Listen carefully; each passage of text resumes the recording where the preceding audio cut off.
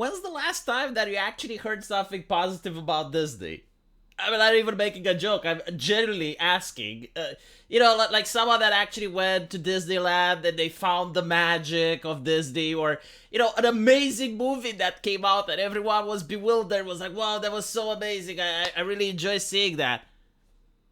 No, seriously, like, when's the last time? I think maybe Tangled, right?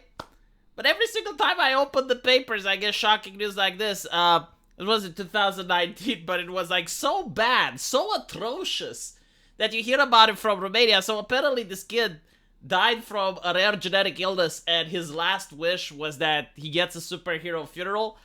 And the father wanted Spider-Man to be placed on the tombstone, but like Disney went like, yeah, we want to preserve the character's innocence.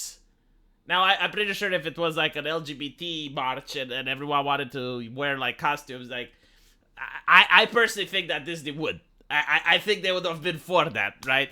But yeah, in 2019, they didn't like it. So, I thought that this is like the worst that they can do, right? From a PR standpoint, like, what can be worse than denying a last kid's wish? Well, you know what? They hired the best and brightest at Disney because they came up with something even more shocking. So apparently, a doctor went to a restaurant at Disney and they passed away. Now, why is this Disney fault? Well, because they asked if there's allergies, and they went nay, but it turns out that there were allergies. So the person passed away, and the husband, by the name of Piccolo, decided to sue Disney. Right, now the lawsuit is not that big for a company like this. It's $50,000. Right? You can just pay it. Given the situation, like, given that you actually did fuck up, like given that it, like, in this situation, it's like, okay, it's their responsibility. That it seems that they're the ones in the wrong. So just pay the 50 grand. I mean, you're Disney, right? Like, you got multi-billion-dollar, you're shitting cash. You're so rich that you're able to take on the Florida legislative. They're not going to pay, chat. Do you know what they said? They said that, well, because the husband of the doctor that passed away has subscribed to Disney Plus, and when you subscribe to Disney Plus, they give you like that click to accept thing. When you click to accept, apparently you accept that you will not sue them. Well, you can't sue them now if your wife passed away at Disneyland because you signed up to Disney Plus. Like, alright, you signed up. You signed up. Should have read the agreement. Should have read the agreement back in the day. It's your fault, not theirs. So, no, seriously, you can't make this shit up. I had to double check. I was like, dude, this is satire. There is no fucking way. But no, it's on MSN News, right? Like, this is real. Again, I just want you to understand, they can choose to pay. Like, there are times when you can go, yeah, like, my company did fuck up. And this is a case that is going to destroy our PR. I mean, this looks really bad. I know we care a lot about the LGBTs, and that's what we primarily focus nowadays, because we're Disney. But, like, sometimes, there may be something that's not connected to the LGBTs, and it can still damage our PR. So maybe it would be better if we just pay. But no, they're going to fight it off on a technicality. Like assuming that they win. Okay, assuming that they win. And then, like, the judge says, you know what? Yeah, like, you did agree not to sue Disney back in the day, so yeah, I know it's not connected to Disney Plus, but like, hey, you did sign it here. Why would they want that win? Like, if you're Disney, why do you want that win? Like, first of all, it shows that your parks are staffed with incompetent people, that you have a huge competency crisis, because they're not arguing that it's not their fault. Like, maybe it's not, like, maybe the restaurant at Disney did nothing wrong, but that's not what they're arguing in court. That's not the avenue of defense that they're getting.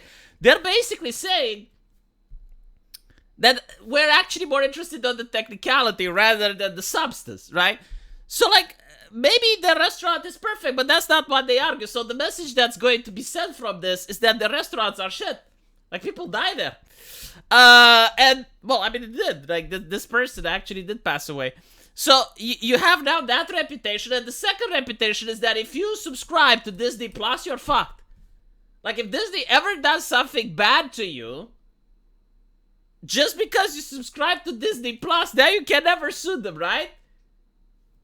So if I get a job at Disney, I can look at the people that subscribe to Disney Plus and I can fuck with them and they can't sue me, huh? Is that what it's like? Like if I get my dog to shit on their yard, as long as I'm acting as an official Disney representative, they can't do anything to me? Is this what the law says? Holy shit. So Disney is now claiming that the 50 grand suit should be moved out of the courts because Piccolo agreed to arbitrate all disputes with the company when he first signed up for a 1-month trial of Disney Plus. Didn't even pay money. It's like that trial.